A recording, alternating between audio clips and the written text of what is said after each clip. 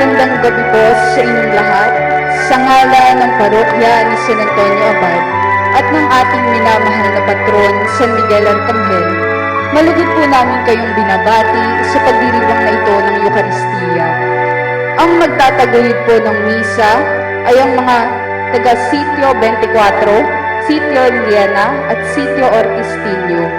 Samahan natin sa pagpapasalamat ang ating mga kapatid na mula sa Sitio 24 na sina Brother Laverne Kilantang, Mr. and Mrs. Loy Palomo, Mr. and Mrs. Marcelino Rodriguez Jr., Mr. and Mrs. Rex Tiki, Mr. and Mrs. Rosauro Ponsalan, Brother Roberto De Leon, Sister Emma De Leon, at ang ating mga kapatid na mula sa Sitio 24, Sitio Ortistinio at Sitio Lena na sina Alma Rapanot, Isabel Tinio, Beth Tinio, Edna Yumalde, Leonie Kilantang, Vicente Kilantang, Susan Hiron, Baby Hiron, Aning Salaysay, Mila Cunanan, Lourdes Aligora, Josefina Larete, Josie Larete, Gigi Larete, Lourdes Larete,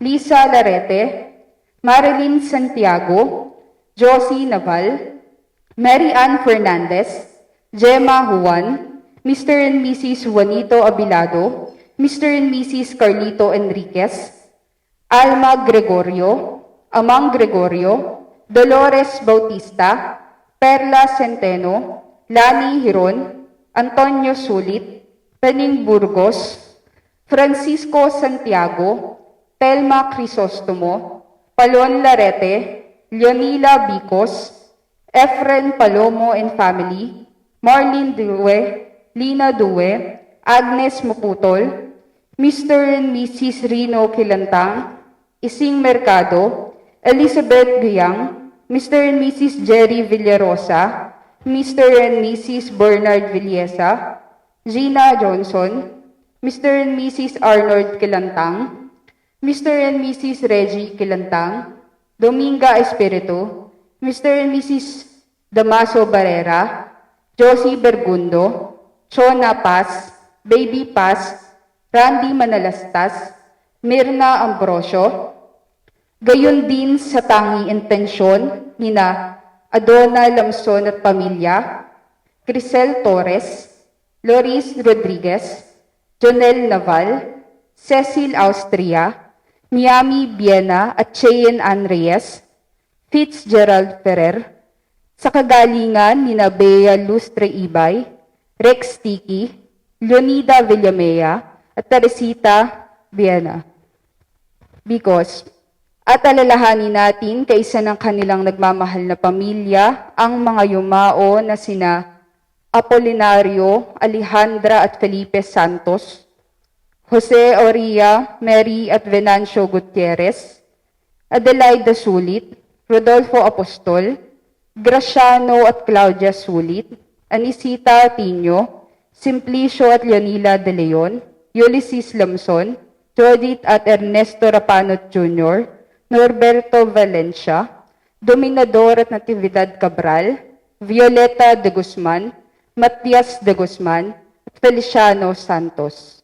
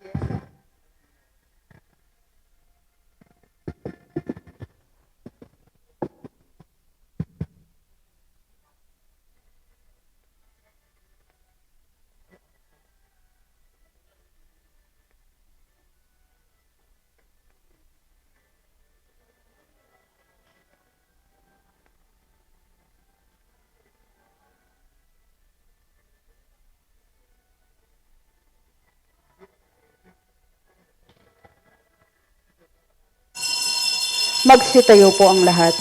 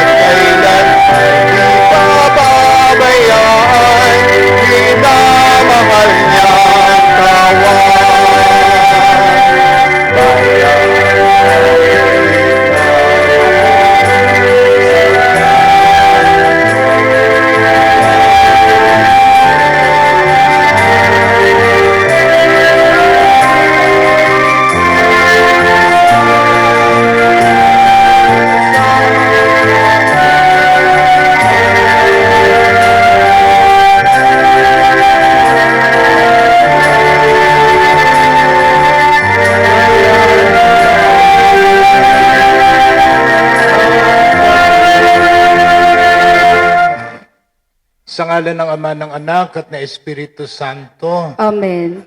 sumainyo ang Panginoon. At sumaiyo rin. Mga kapatid, sa gabing ito ay muli tayong nagkakatipon-tipon sa dambana ng ating mahal na Panginoon, kaugnay ng ika-7 araw ng ating pagsisiyam bilang paghahanda sa isang marapat at mabiyayang pagdiriwang ng kapistahan ng ating mahal na patron, San Miguel Arcangel. At sa pagkakataong ito'y muli nating ipaabot ang ating pasasalamat sa kabutihan ng ating Diyos. Ipahayag ang ating pagtanaw ng utang na loob sa kanyang patuloy na pagmamalasakit at paalala upang makamit natin ang mga pagpapalang makalangit. Ang pagliligtas ni Jesus ay parang ulang bumubuhos sa lahat, mabuti man o masama, na walang itinatangi. Kung paanong tinatanggap at inililigtas ng Diyos ang lahat sa sanlibutan, sikapin din nating tanggapin ang lahat ng tao bilang kaloob ng Diyos. Ipinagdiriwang natin ngayon ang pambansang araw ng mga manlalayag. Ingatan nawa sila ng Diyos sa tuwina at ilang kalungkutan at pangungulila sa pamilya. Ipanalangin nating manatili silang tapat sa kayamanan ng tradisyong Pilipino at maibahagi rin nawa nila ang pananampalatayang Kristiyano sa lahat ng kanilang nakakasalamuha sa ibayong dagat.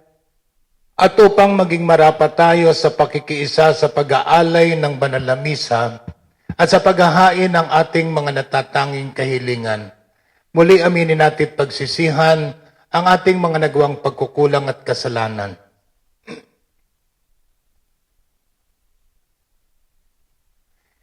Isinugong tagapagpagaling sa mga nagsisisi, Panginoon, kaawaan mo kami. Panginoon, kaawaan mo kami. Dumating na tagapag-anyayang mga makasalanan ay magsisi, Kristo, kaawaan mo kami. Kristo, kaawaan mo kami. Nakaluklok ka sa kanan ng Diyos Ama para ipamagitan kami, Panginoon, kaawaan mo kami. Panginoon, kaawaan mo kami. Kaawaan tayo ng makapangyarihang Diyos, patawarin tayo sa ating mga kasalanan, at patubayin tayo sa buhay na walang hanggan. Amen. Gloria in excelsis Deo.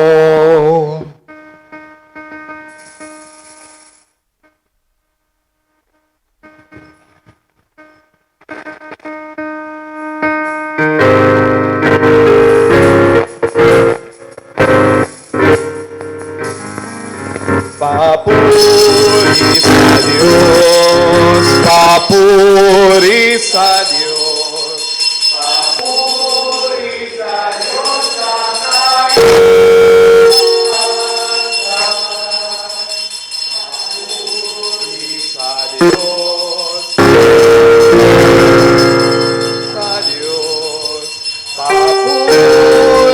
sa Diyos sa kaitaasan. At sa lupa'y kapayapaan, at sa lupa'y kapayapaan.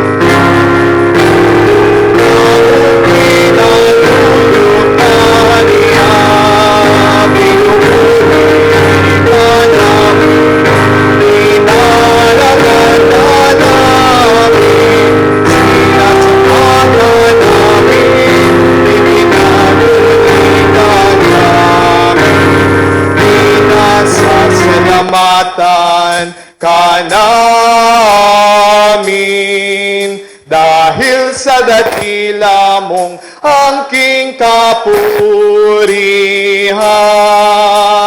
Panginoong Diyos, Hari ng langit, Diyos amang makapangyarihan sa lahat, Panginoong Hesu Kristo, bugtong na anak, Panginoong Diyos, Kordero ng Diyos, anak ng Ama, papuri sa Diyos.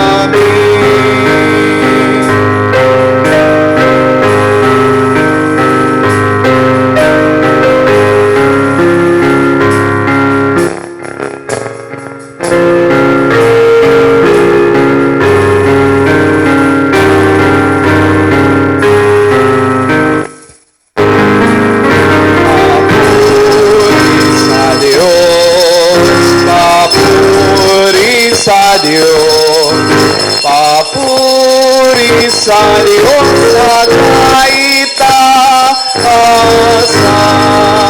sapagkat ikaw lamang ang banal at ang kataasan. Ikaw lamang ang Jesu-Kristo, ang Panginoon, kasama ng Espiritu Santo sa kadakilaan ng Diyos Ama. Amen. Ng Diyos Ama.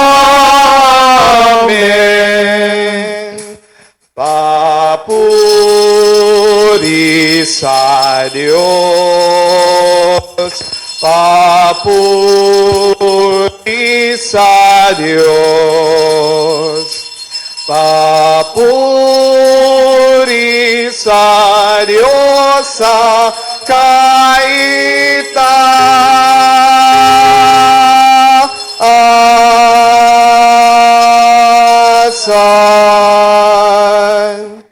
Manalangin tayo. Ama naming makapangyarihan, ang iyong pinakadakilang magagawa ay magpatawad, at ang iyong laging ipinakikita ay pagkahabag. Padaluyin mo sa aming walang humpay ang kagandahang loob mong sa amin inilaan, upang sa pagkakamit namin sa pangako mong bigay, kami gawin mong kasalo sa ipagkakaloob mo sa kalangitan. Sa pamagitan ni Jesucristo kasama ng Espiritu Santo, magpasawalang hanggan. Amen. Magsiupo po ang lahat.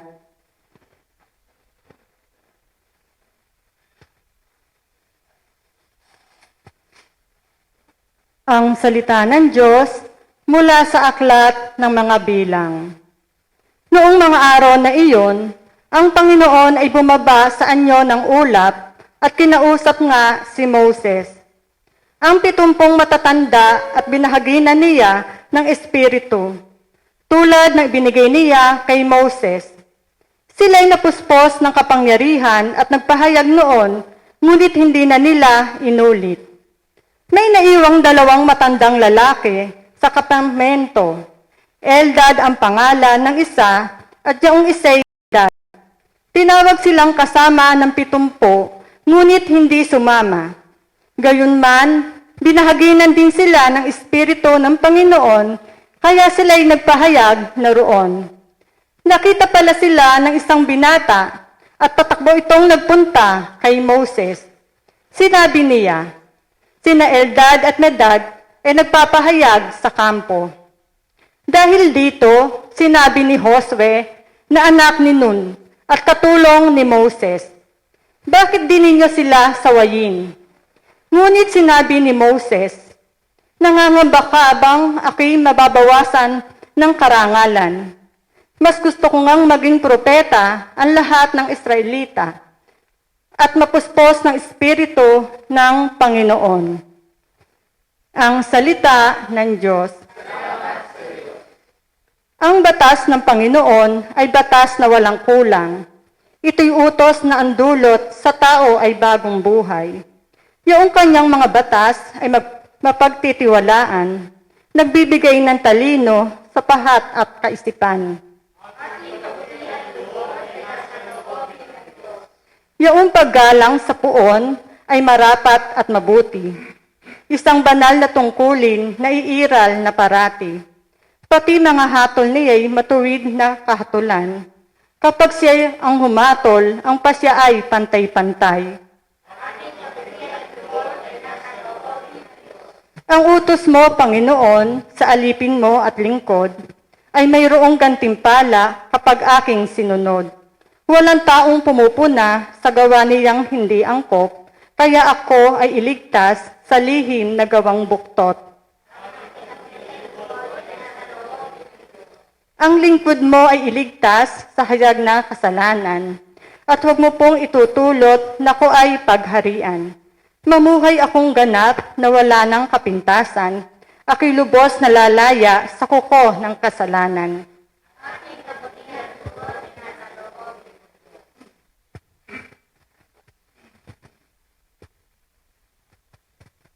Ang salita ng Diyos mula sa sulat ni Apostol Santiago. Pakinggan ninyo ito, kayong mayayaman.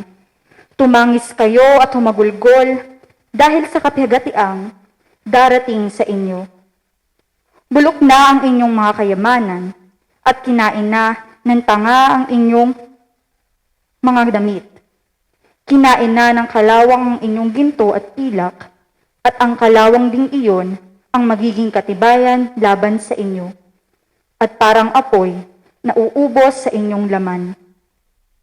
Iyan ang kayamanang inimpok ninyo para sa mga huling araw. Sumisigaw laban sa inyo ang upa na hindi nyo ibinigay sa mga gumapas sa inyong bukirin. Umabot sa langit, sa pandinig ng Panginoong makapangyarihan sa lahat, ang mga hinaing ng mga mag-aani na inyong inapi. Nagpakalayaw kayo at nagpasa dito sa lupa. Nagpasasa dito sa lupa. Nagpataba kayong parang mga hayop na papatayin. Hinatulan ninyo at ipinapatay ang mga matuwid. Hindi sila lumaban sa inyo. Ang salita ng Diyos. Magsitayo po ang lahat.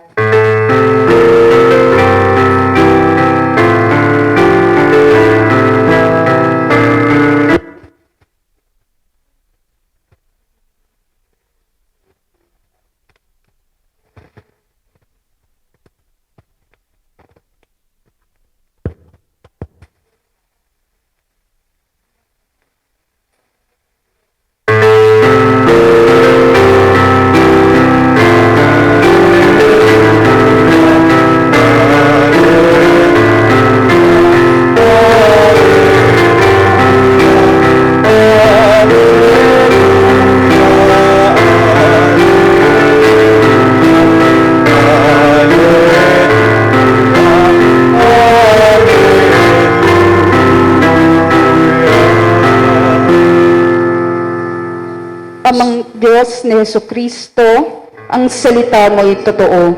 Kami ay pabanalin mo.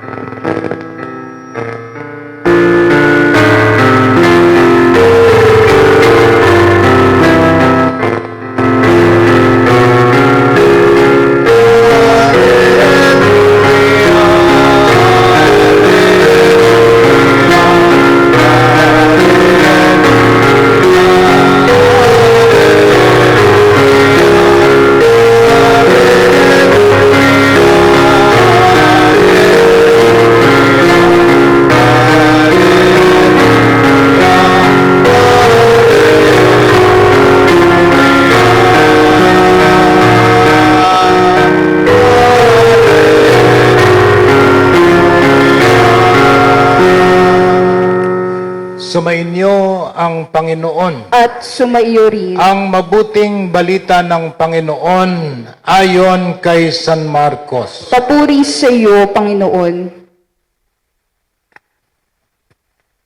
Noong panahong iyon, sinabi kay Jesus ni Juan, Guro, nakakita po kami ng isang taong nagpapalayas ng mga demonyo sa pamagitan ng pangalan mo. At pinagbawalan namin sapagkat hindi natin siya kasamahan. Ngunit sinabi ni Jesus, huwag ninyo siyang pagbawalan sapagkat walang taong matapos gumawa ng kababalaghan sa pangalan ko ang agad magsasalita ng masama laban sa akin. Sapagkat ang hindi laban sa atin ay panig sa atin. Sinasabi ko sa inyo, sino mang magbigay sa inyo ng isang basong tubig dahil sa kayo'y kay Kristo ay tiyak na gagantimpalaan. Mabuti pa sa isang tao ang siya'y bitinan ng isang malaking gilingang bato sa leeg at itapon sa dagat, kaysa maging sanhi ng pagkakasala ng isa sa maliliit na ito na nananalig sa akin. Kung ang kamay mo ang nagiging sanhi ng iyong pagkakasala, putulin mo. Mabuti pa ang mapunta ka sa langit ng putol ang isang kamay, kaysa may dalawang kamay na mahulog ka sa impyerno, sa apoy na hindi mamamatay. Kung ang paa mo ang nagiging sanhi ng iyong pagkakasala, putulin mo.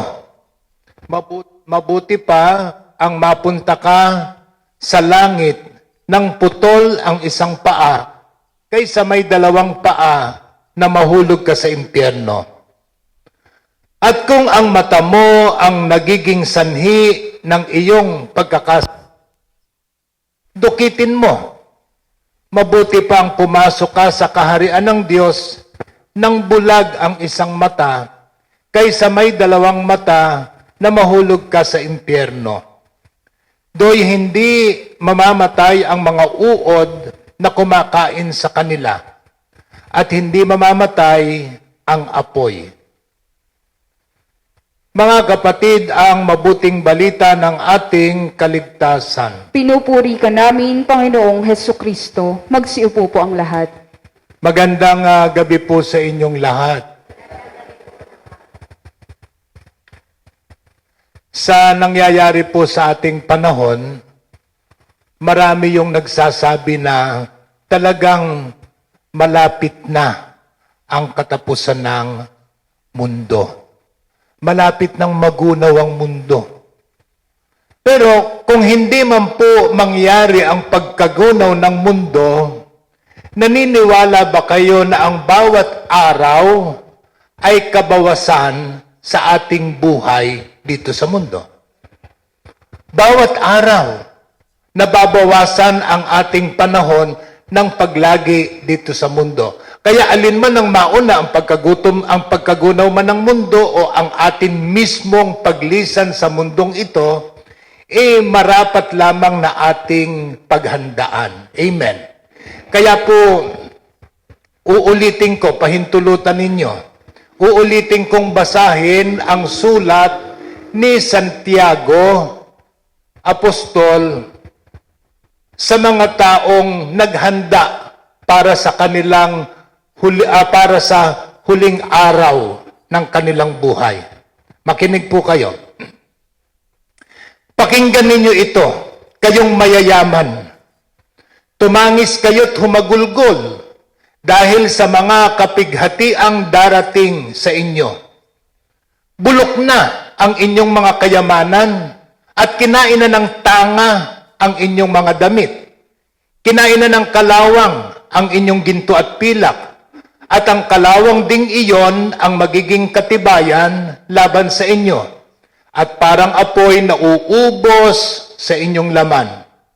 Iyan ang kayamanang inimpok ninyo para sa mga huling araw.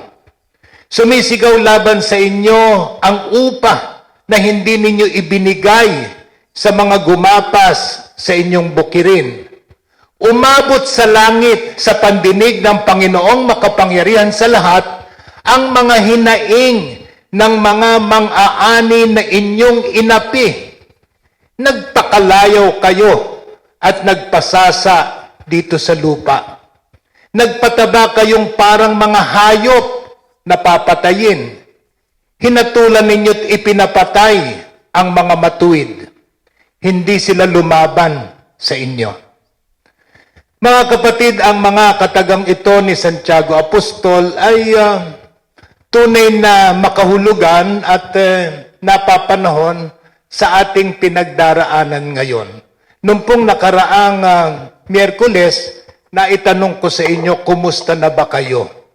At ang sabi ninyo, okay lang po, mabuti naman po. At pinalalim natin ng konti yung ating tanong, yung aking tanong sa inyo. Anong natutuhan ninyo sa nagdaang 1 taon at kalahati o 18 buwan ng pandemya?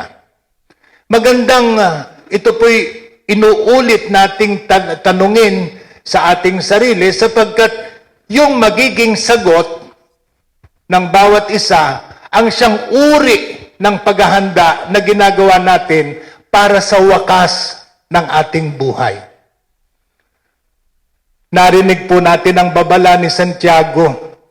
Baka yung ginagawa natin at pinag-uukulan natin ng panahon ay yung mga walang katuturan at walang kabuluhang bagay. Meron po akong kwentong nabasa tungkol sa isang mula. Ang mula po ay isang gurong Muslim. Ang pangalan niya ay Nasruddin. Si Nasruddin ay isang simpleng tao. Tahimik na ginagawa ang kanyang pananagutan sa buhay. Siya po'y isang bangkero. Bangkero hindi sa bangko, kundi bangkero yung nagpapatakbo ng bangka sa ilog. Okay. Ayon sa kasaysayan, isang araw mayroong lumapit sa pangpang para magpahatid kay Nasruddin sa kabilang ibayon ng malawak na ilog.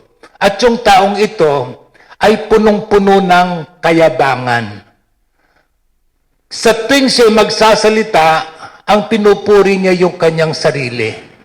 At kung meron man siyang sasabihin tungkol sa kanyang kapwa, wala itong pinatutunguhan, kundi yung kasiraan at kapintasan ng kanyang kapwa. Basta tungkol sa kapwa, masasamang bagay. Tungkol sa kanyang sarili, mabubuting bagay. Yun yung ugali ng pagkatao na naging pasahero ni Nasruddin. Nung yung taong ito'y sumakay na sa kanyang bangka at nag-uumpisa na silang maglayag, ang tanong nung taong mayabang kay Nasruddin, sa palagay mo ba magiging maayos yung ating paglalakbay sa ilog? Si Nasruddin, ang sabi ni Nasruddin, wala akong alam tungkol dyan. Sabi nitong taong mayabang, ba't ganyan kang sumagot? Hindi ka ba marunong ng grammar? Sabi nung ni Nasruddin, wala din akong nalalaman tungkol dyan. Nainis yung taong pasahero at ang sabi, nakakahinayang ka, nakakaawa ka, sapagkat hindi ka nag-aral ng grammar, kalahati ng buhay mo ang nasayang. Ngayon, nung sila'y nasa kalagitnaan na ng ilog, biglang umihip ang malakas na hangin at namuo yung matataas na alon. Hanggang sa yung bangka na sinasakyan ni Nasruddin at nung kanyang pasahero ay paglaruan ng mga alon sa gitna ng ilog. At dahil sa mataas na alon, pumapasok na yung tubig dun sa bangka. Kaya sa napatigil ng pagsagwan si Nasruddin, kumapit sa magkabilang gilid ng bangka at hinarap yung kanyang pasahero. Ang tanong niya dun sa pasahero, marunong ka bang lumangoy? Sabi nung pasahero, hindi. Ang sabi ngayon ni Nasruddin, sayang, nawala ang kalahati ng buhay mo sa pag-aaral ng grammar, hindi ka natutong lumangoy. Palubog yung ating bangka. So mga kapatid, yung moral nung istorya, baka ginugugol natin ang maraming panahon sa ating buhay, baka pinagkakaabalahan natin ang mga bagay sa buhay na wala namang kauuwian at walang katuturan. Anong halaga ng grammar kung nasa gitna ka ng ilog at hindi ka marunong lumangoy? Amen. Okay, so para doon sa taong ito, yun ang mahalaga, yung grammar, pero nang dumating siya sa aktong siya nalagay sa panganib, wala namang magawa sa kanya yung grammar. Okay. Kaya nga, magandang muli ay suriin natin ang ating sarili. Saan ko ba ginugol ang aking panahon nung bago magka-pandemya? At ngayong pandemya, ano ang itinuturo sa akin ng mga karanasan ko ngayon? Na kumapit lamang tayo sa tunay na mahalaga at kapaki-pakinabang. Tunay na mahalaga at kapaki-pakinabang sapagkat baka yung mga bagay na pinagkakaabalahan natin ay maituturing na kalawang nakakain sa ating ginto at pilak. Mga tanga na sisira sa ating mga damit kalaunan.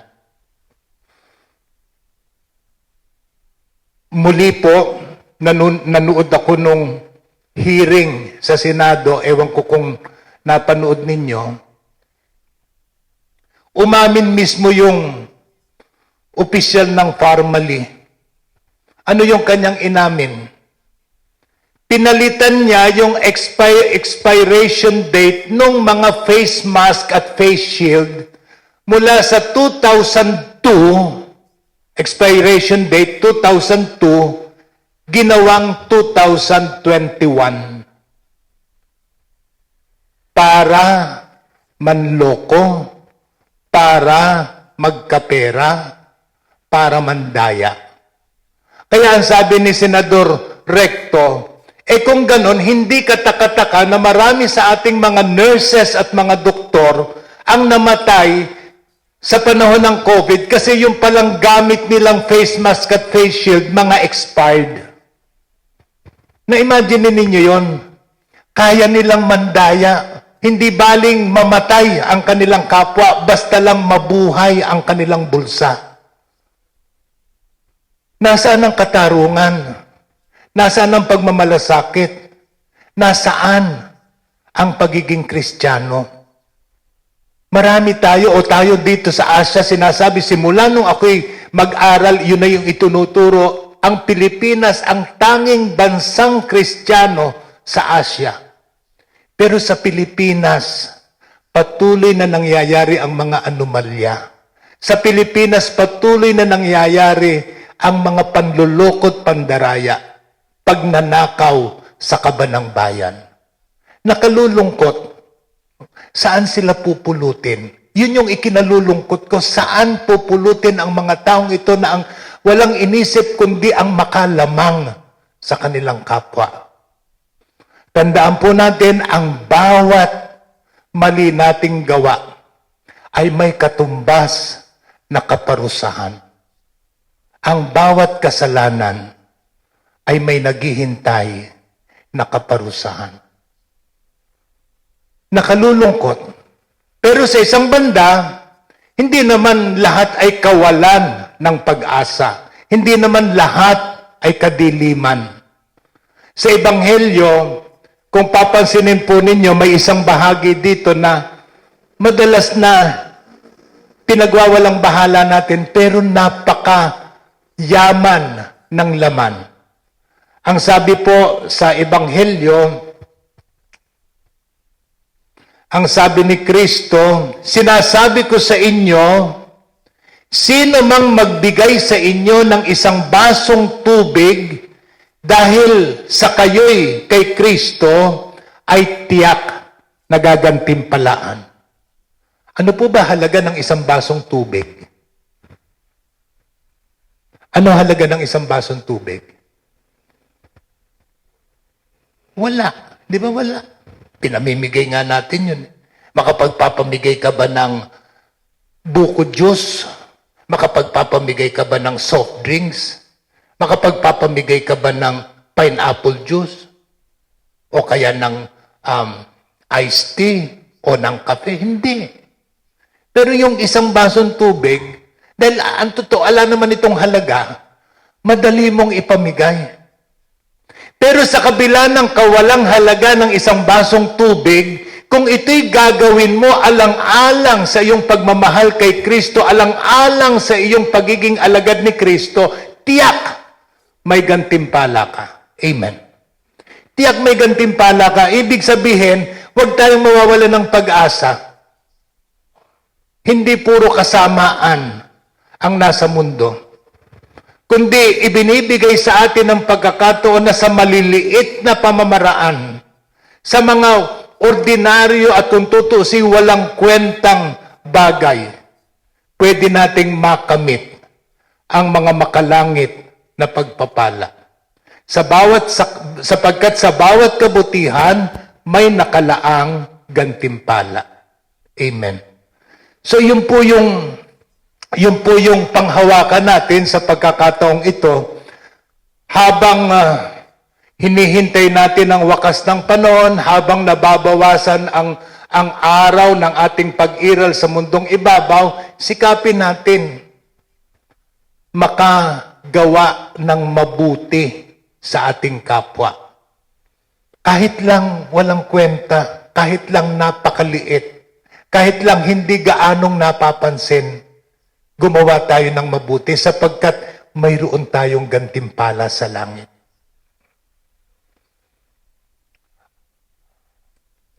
Ako po'y isang buhay na patutuo sa turong ito ng ating Panginoon. Sa harap ninyo, sa likod ninyo, sa lahat ng aking nakakasalamuha, hindi ko po itinatanggi na ako'y mula sa angkang mahirap.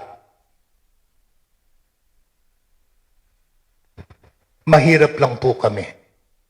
Pero dahil pinalaki kami, tinuruan kami ng aming mga magulang ng kabutihan, yung kabutihang natutuhan namin at yung kabutihang ginagawa namin ay umaani sa aming buhay.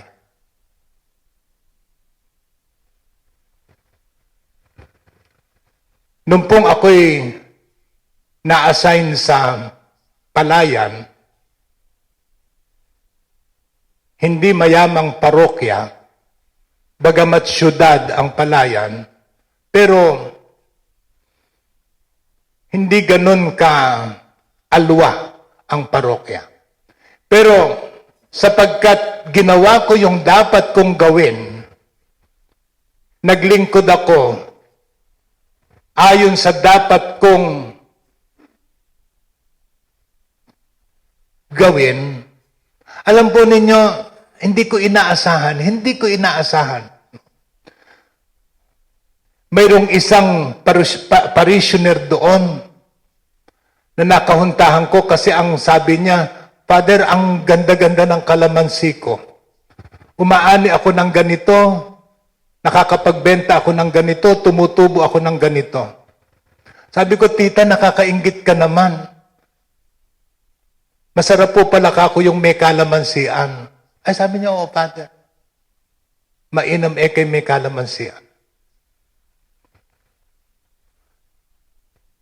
Nung naglipat buwan, muli kaming nagkita. Sabi niya, Father, may maganda akong balita sa iyo. Ano po ba yon? May kalamansian ka na. Ho? Paano po nangyari? Naikwento ko kasi kay Ditse na naiinganyo kang magkaroon ng kalamansian. At bumili si Ditse ng kalahating ektarya para sa iyo. May nakatanim ng 500 puno ng kalamansi. Sabi, totoo po ba yon? Oo, kasi nasisiyahan sa iyo si Ditse. So, ibig sabihin, kung gagawin natin ng buong kataimtiman, kung gagawin natin ang ating mga pananagutan ng walang pag-iimbot, ng makatotohanan, hindi magkukulang ang Diyos na tayo'y gantimpalaan. At gagamit siya ng mga tao. Gagamit siya ng mga tao para ipadama sa iyo ang kanyang pagpapala. Amen. Isa lang po yun, isa lang. Kung iisa-isahin ko yung mga biyayang tinanggap ko sa buhay ko bilang pare, napakadami. Pero just recently, sila Harold ang magpapatotoo. Pagkayari ng misa, ako'y nagbibihis dun sa tabi ng aking sasakyan. Ngayon, pagkayari ng misa, dun din sila nagpapapirma ng aking stipend. Pagkapirma ko, naghubad ako ng t-shirt, naibaba ko yung sobre, yung stipend ko, dun sa harap ng Blessed Sacrament Chapel. So umalis ako, kasi pagkayari ng misa, yun yung panahon ng pamamalengke ko. Sabi ko nung bababa na kami at bibigay ko yung pera dun sa dati kong katulong, sabi ko, Harold, nasaan na yung sobre ko? Ewan ko po sa inyo. Dihanap kami sa bulsa ko, sa bag ko, sa sasakyan, wala. Naku, kako, tumawag ka kaya kay Roseanne, kakot baka naiwan doon, ipatabi mo. Kung ando doon pa, kung ala naman, di, pasensya, katangahan ko no, nakalimutan ko. So, tumawag si Harold kay Roseanne, at sabi nga ni Roseanne, andun daw, naiwan. No? Sabi ko, paano kaya yan? Paano tayong mamamalengke baka kapusin yung pera kong dala. Kasi yung stipend ko, 1.5, hindi ko alam kung magkano yung pera ko dun sa bag. Baka ako kapusin. Alam po ninyo, habang umiikot kami dun sa palengke, habang nakikipagtawaran ako dun sa gulay, merong isang babaeng nagmano. Di pag nagmano, di inabot kay kamay ko. Pagkamano, may inipit sa kamay ko. Akala ko naman kung ano lang. Sige po, Eka Father. Sige po, ingat po kayo, ingat-ingat. Pagtingin ko sa kamay ko, may 1,000. Eh di may pinambayad ako dun sa gulay. No? So ganun kabilis ang Diyos na magbigay gantimpala. Inuulit ko, kung tayo ay mapupuspos ng kabutihan sa ating gawain at sa ating kapwa, hindi magkukulang ang Diyos sa kanyang pagpapala. Maliit na kabutihan, pero makalangit ang biyaya. So yun po yung hangarin natin, yun yung gawin natin, yun yung hitikin natin, puspusin natin ang ating sarili, ang ating buhay, para kayo man, katulad ko, maging tagapagpatutuo, maging mga buhay na saksi sa katotohanan ng salita ng Diyos.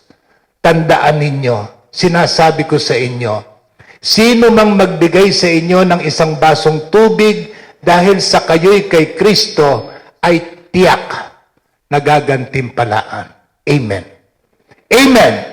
Tayo po tumayot sama-sama ipahayag ang ating pananampalataya bilang mga Katoliko. Sumasampalataya ako Sa Diyos ang makapangyarihan sa lahat, na may gawa ng langit at lupa. Sumasampalataya ako kay Jesucristo, ay isang anak ng Diyos, Panginoon nating lahat. Nagkatawang tao siya, lalang ng Espiritu Santo. Pinanganak ni Santa Maria ang Birhen. Pinagpakasakit ni Poncio Pilato. Ipinako sa krus na matay inilibing. Nanaog sa kinaroroonan ng mga yumao. Nang may 3 araw na buhay na magmuli. Umakyat sa langit, naluklok sa kanan ng Diyos ang makapangyarihan sa lahat. Doon magmumulang paririto at uhukom sa nabubuhay at nangamatay na tao. Sumasampalataya naman ako sa Diyos Espiritu Santo, sa banal na simbahang katolika, sa kasamahan ng mga banal, sa kapatawaran ng mga kasalanan, sa pagkabuhay na muli ng nangamatay na tao at sa buhay na walang hanggan. Amen. taglay ang pagtitiwala, lumapit tayo sa mapagpala nating Ama upang matamo natin ng grasya tungo sa paglago sa buhay at pananampalataya. Ipanalangin din natin ang lahat ng ating mga kababayang seafarers at mangingisda, 10 ng kanilang mga pamilya. Taimtim nating sabihin sa bawat panalangin, Panginoon, dinggin mo ang aming panalangin. Ulitin po nating lahat. Panginoon, dinggin mo ang aming panalangin. Patuloy nawang gabayan ng Espiritu Santo ang mga pinuno ng simbahan at mga Pontifical Council for the Apostleship of the See sa kanilang pagkalinga at pagbibigay suporta sa mga manlalayag. Manalangin tayo. Pangalagaan nawa ng pamahalaan ang interes ng manggagawa at iba pang sektor ng lipunan nang walang pagkiling sa pamumulitika. Manalangin tayo. Makakita nawa ng pag-asa ang mga may sakit, mga nangungulila at mga biktima ng karahasan sa tulong ng pamayanan at pamahalaan. Manalangin tayo. Hilumin nawa ng Panginoon sa lalong madaling panahon ang mga kapatid naming tinamaan ng COVID-19. Makatagpo nawa sila ng pag-asa sa mga taong kumakalinga sa kanila. Manalangin tayo. Panginoon, dinggin mo ang aming panalangin.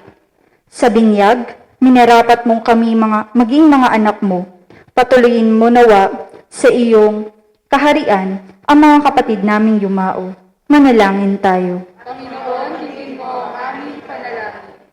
Sa ilang sandali ng katahimikan, itaas natin sa Diyos ang ating personal na kahilingan, gayon din ng mga taong lubos na nangangailangan ng ating panalangin. Manalangin tayo. Panginoon, dinggin mo ang aming panalangin. Ngayon po'y sama-sama tayong dumulog sa paanan ng ating mahal na inang si Maria, ang mapaghimalang Birhen Divina Pastor at inang mapag-ampon sa mga Kristiyano.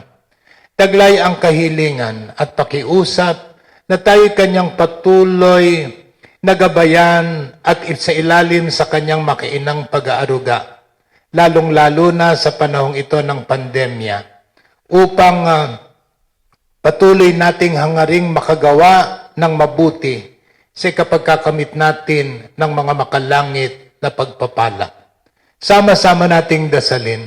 Aba, Ginoong Maria, napupuno ka ng grasya, ang Panginoong Diyos ay sumasayo. Bukod kang pinagpala sa babaeng lahat at pinagpala naman ang iyong anak na si Jesus. Santa Maria, Ina ng Diyos, ipanalangin mo kaming makasalanan, ngayon at kung kami mamatay. Amen. Mapagpala naming Diyos, dinggin mo ang mga pagsusumamo ng iyong bayan.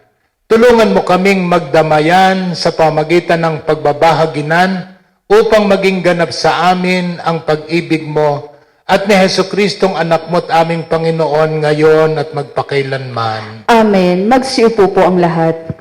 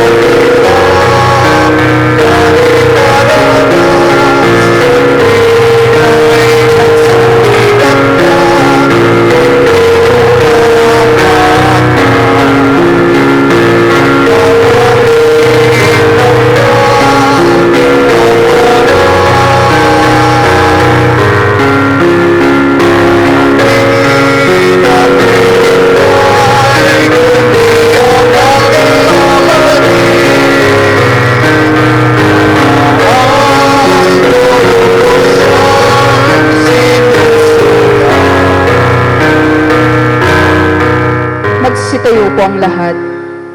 Manalangin kayo mga kapatid upang itong ating paghahain ay kalugdan ng Diyos Amang makapangyarihan. Tanggapin nawa ng Panginoon itong paghahain sa iyong mga kamay, sa kapurihan niya at karangalan, sa ating kapakinabangan at sa buong sambayanan niyang banal. Ama naming lumikha, loobin mong ikalugod ang aming paghahandog at ito nawa ay siyang magkaloob ng iyong pagpapalang sa aming umaagos sa pamagitan ni Jesucristo kasama ng Espiritu Santo magpasawalang hanggan. Amen. Sumayin niyo ang Panginoon. At sumaiyo rin. Itaas sa Diyos ang inyong puso at diwa. Tinaas na namin sa Panginoon. Pasalamatan natin ang Panginoong ating Diyos. Marapat na siya ay pasalamatan. Ama naming makapangyarihan, tunay ngang marapat na ikaw ay aming pasalamatan. Nasa iyo ang aming buhay, pagkilos at pag-iral. Sa pamumuhay namin araw-araw, tinatamasa namin ang iyong pagmamahal. Sa pag-ibig mong ipinunla sa sangkatauhan, ang Espiritu Santo'y unang aning bigay ng anak mong naglagak sa amin ng katiyakang nakalaang mabuhay kami sa piling mo kailanman.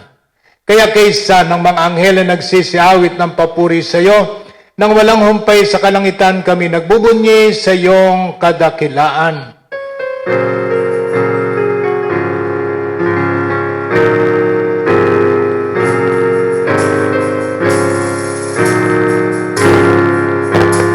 Santo, Santo, Santo, Panginoong Diyos ng mga hukbo, napupuno ang langit at lupa ng Kadakilaan mo, O sana, O sana, O sana, O sana, sa kaitaasan.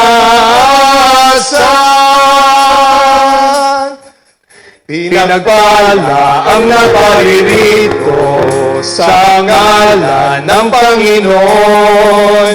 Hosana, Hosana, Hosana, Hosana sa kaitaasan.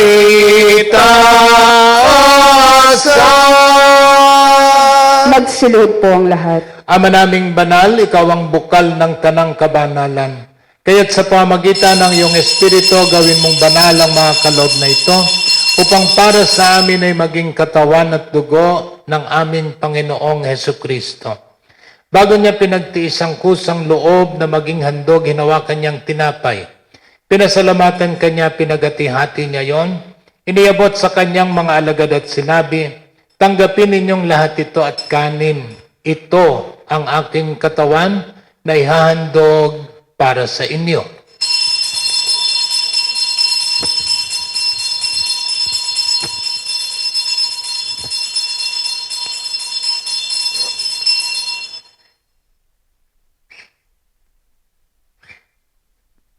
Gayon din naman nung matapos ang hapunan, hinawakan niya ang kalis. Muli kanyang pinasalamatan. Iniabot niya ang kalis sa kanyang mga alagad at sinabi, tanggapin ninyong lahat ito, tinumin ito ang kalis ng aking dugo ng bago't walang hanggang tipan. Ang aking dugo na ibubuhos para sa inyo at para sa lahat. Sa kapagpapatawad ng mga kasalanan, gawin ninyo ito sa pag-alaala sa akin.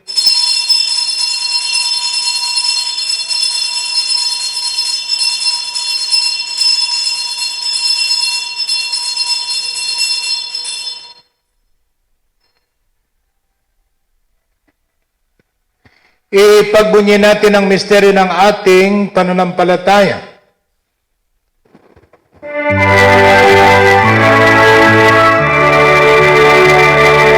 Kristo ay gumitain, sa ay inihain, bilang pagkaitinuhin, pinagsasaluhan natin, hanggang sa siya'y dumating, hanggang sa siya'y dumating. Ama, ginagawa namin ngayon ang pag-alaala sa pagkamatay at muling pagkabuhay ng iyong anak. Kaya tiniaalay namin sa iyo ang tinapay na nagbibigay buhay at ang kalis na nagkakaloob ng kaligtasan. Kami nagpapasalamat dahil kami iyong minarapat na tumayo sa harap mo para maglingkod sa iyo. Isinasamo namin kaming magsasalo-salo sa katawan at dugo ni Kristo ay mabuklod sa pagkakaisa sa pamagitan ng Espiritu Santo. Amalingapin mo ang iyong simbahang laganap sa buong daigdig. Puspusin mo kami sa pag-ibig kay isa ni Francesco na aming Santo Papa, ni Sopronio na aming Obispo at ng Tanang Kaparian. Alalahanin mo rin ang mga kapatid naming nahimlay na may pag-asang sila'y muling mabubuhay. Lalong-lalo na ang mga kapatid naming yumao dito sa Barangay Papaya, kaysa ng iyong lingkod na si Isidro Jose, gayon din ang lahat ng mga pumanaw. Kaawaan mo sila at patuloyin sa iyong kaliwanagan. Kaawaan mo at pagindapatin kaming lahat na makasalo sa iyong buhay na walang wakas. Kaysa ng mahal na Birheng Maria na ina ng Diyos, kaysa ng mga apostol, kaysa ng aming mga pintakasing sina San Jose, San Antonio Abad, San Miguel Arcangel, San Lorenzo Ruiz, San Pedro Calungsod, San Juan Pablo Calawang, at kay Beato Carlo Acutis, at kaysa ng lahat ng mga banal na namuhay dito sa daigdig ng kalugod-lugod sa iyo, maipagdiwang nawa namin ang pagpupuri sa ikararangal mo sa pamagitan ng iyong anak na aming Panginoong Hesus Kristo. Sa pamagitan ni Kristo, kasama niya at sa Kanya, ang lahat ng parangal at papuri ay sa iyo, Diyos amang makapangyarihan, kasama ng Espiritu Santo, magpasawalang hanggan. Amen. Magsitayo po ang lahat. Sa tagubilin ng mga nakagagaling na utos sa turo ni Jesus, na Panginoon natin at Diyos, kakibat ang ating mga natatanging kahilingan, buong pag-ibig nating awitin.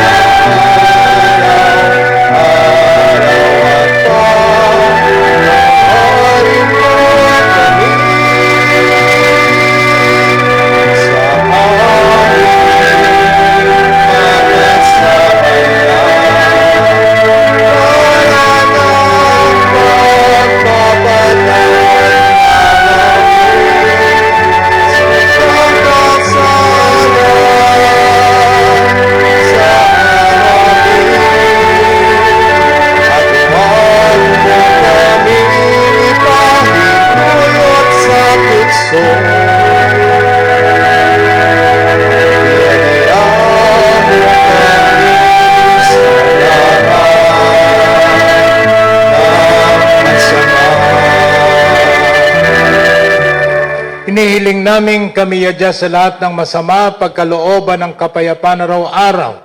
Iligtas sa kasalanan at ilayo sa lahat ng kapahamak at karamdaman, samantalang aming pinananabikan ng dakilang araw ng pagpapahayag ng tagapagligtas naming si Hesu Kristo. Sapagkat sa iyo ang kapangyarihan at kapulihan, at magpakailanman, at magpakailanman.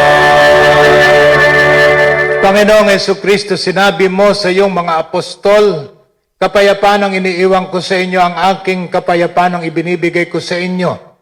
Tungayan mo ang aming pananampalataya at huwag ang aming mga pagkakasala. Pagkalooban mo kami ng kapayapa at pagkakaisa ayon sa iyong kalooban, kasama ng Espiritu Santo magpasawalang hanggan. Amen. Ang kapayapaan ng Panginoon ay laging sumainyo. At sumaiyo Bilang magkakapatid sa isang Kristo, magbatian kayo't magangat ng kapayapaan sa isa't isa. Peace be with you.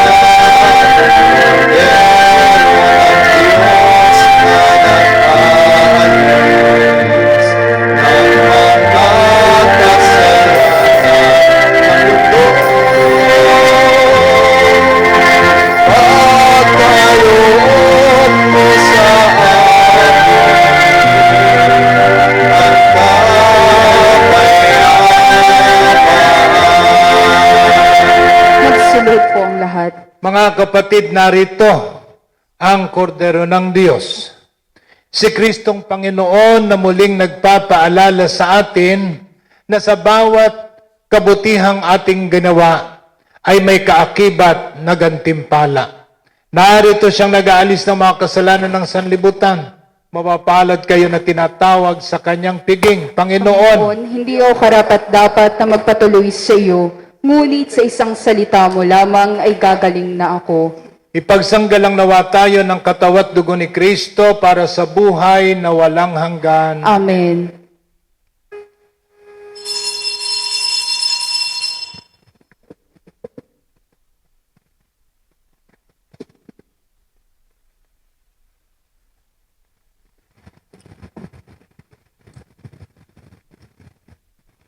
Ang katawan ni Kristo.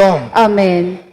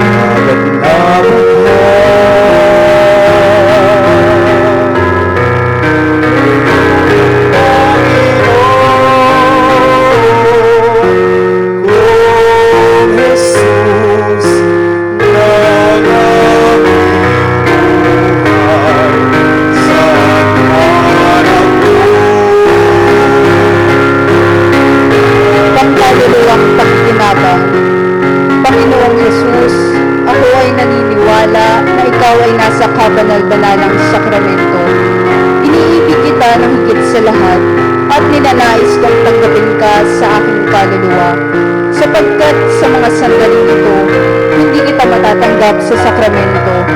Tumuloy ka sa aking puso, niyayakap kita na para bagang narinito ka na at iniaalay ko ng buong buo ang aking sarili sa iyo. Huwag mong hayaang mawalay ako sa iyo. Amen.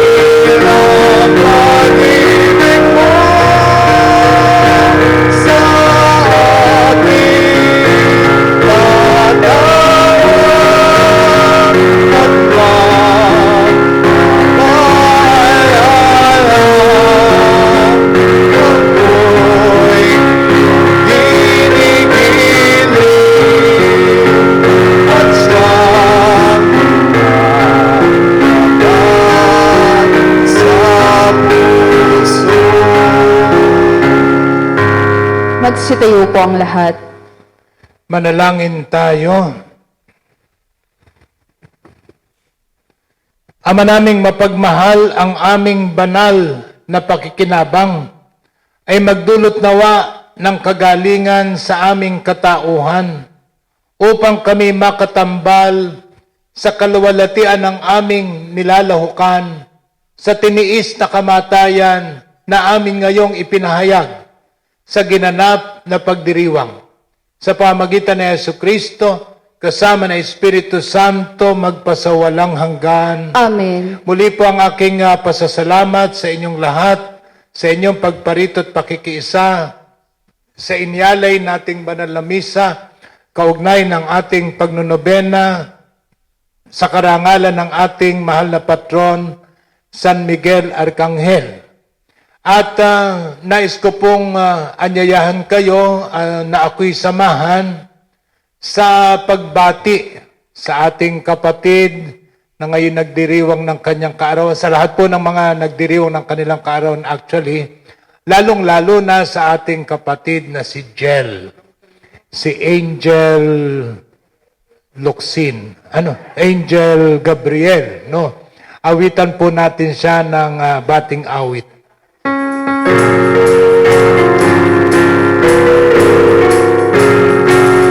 Happy birthday to you. Happy birthday to you. Happy birthday, happy birthday. Happy birthday to you. Maligayang gabi sa iyong pagsilang. Maligayang, maligayang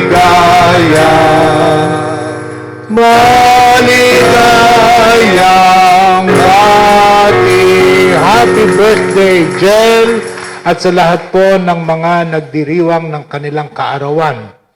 Muli po, kung nagkakabuhay pa, magsama-sama po tayo sa Makalawa, 28, kapistahan ni San Lorenzo Ruiz, ang kauna-unahang santong Pilipino.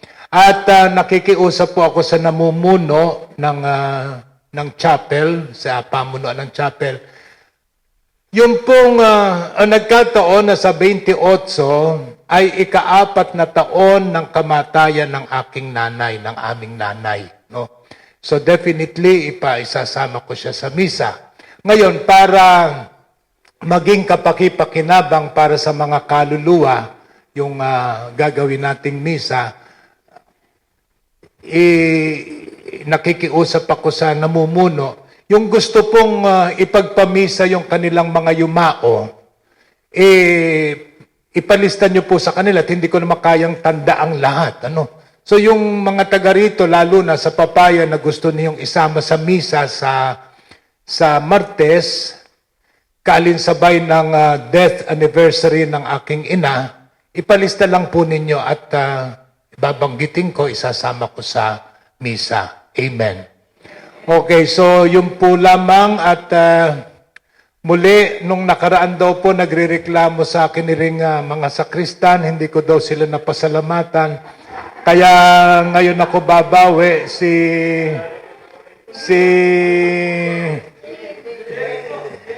Jeric. Jeric, pakita ka nga din eh.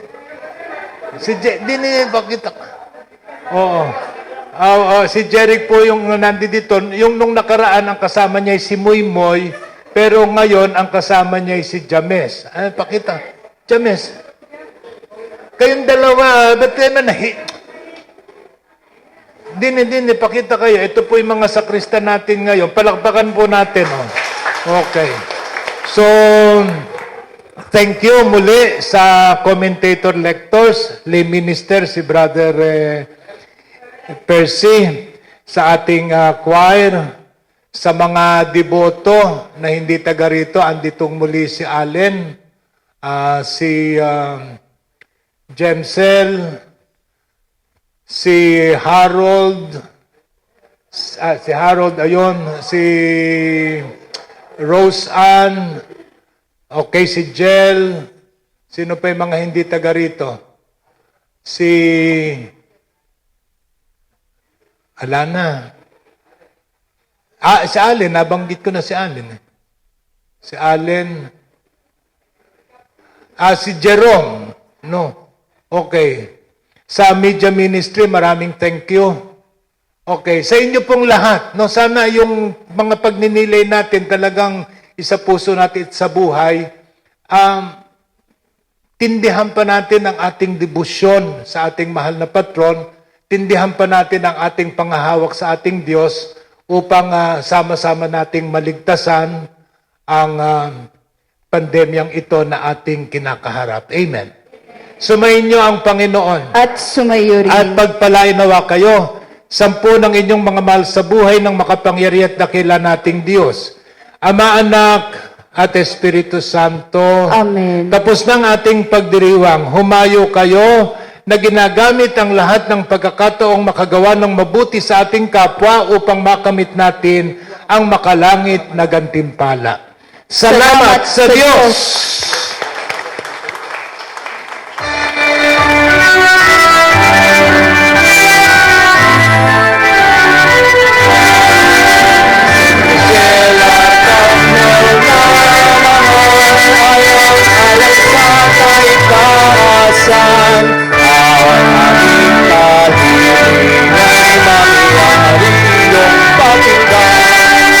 Ang hibig ko,